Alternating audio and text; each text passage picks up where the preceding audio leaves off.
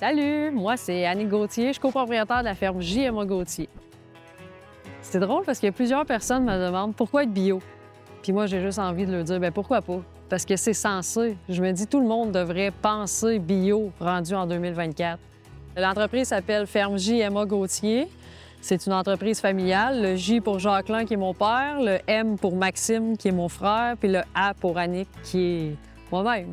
L'histoire, c'est que ça a toujours été un noyau familial.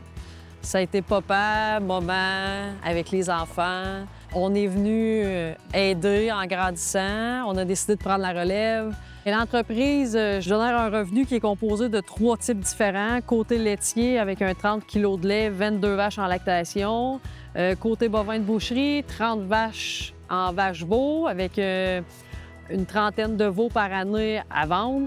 Côté céréalier, grande culture, on a autour de 240 acres par année en avoine qu'on transforme pour l'avoine bio consommation humaine. On était bio dans la façon de fonctionner, mais on n'avait jamais rempli les papiers. On n'osait pas demander les pré-certifications puis les certifications parce qu'on voyait ça comme une grande montagne, là. Puis j'ai tenté ma chance, puis je regrette pas aujourd'hui. À notre première année en lait bio, on était déjà dans le top 1 de la qualité du lait au travers de la province. Je me considère un peu comme une personne pilier dans l'entreprise. Je m'occupe du côté administratif. Je m'occupe de la gestion du troupeau, la gestion des champs. La seule partie que je ne vais pas vraiment, c'est dans le garage pour faire la mécanique. Selon moi, Annick, elle se démarque là, dans son entreprise là, avec son côté là, tenace puis déterminé. Parce que partir là, en production biologique, c'est pas simple. Là. Ça prend beaucoup de travail puis beaucoup de recherche.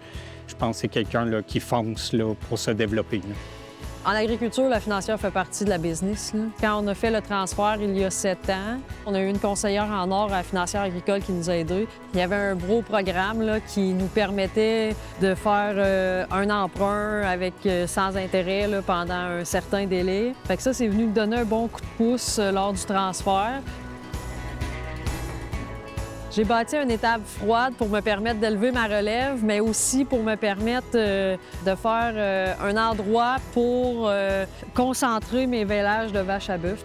Fait que ce bâtiment-là nous a permis d'élever plus de relèves, de voir des meilleurs vélages, des meilleures périodes de vélage. Ce que cette étable-là, en libérant l'espace où ce que les relèves étaient, bien là, ça me permet d'avoir des ports de préparation en vélage pour mes vaches en lait.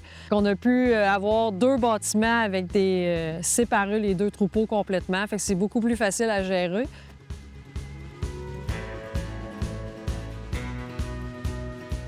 Ça me rend si fière de pouvoir permettre à mes enfants de découvrir ce monde-là. Le monde agricole, c'est tellement un grand terrain de jeu.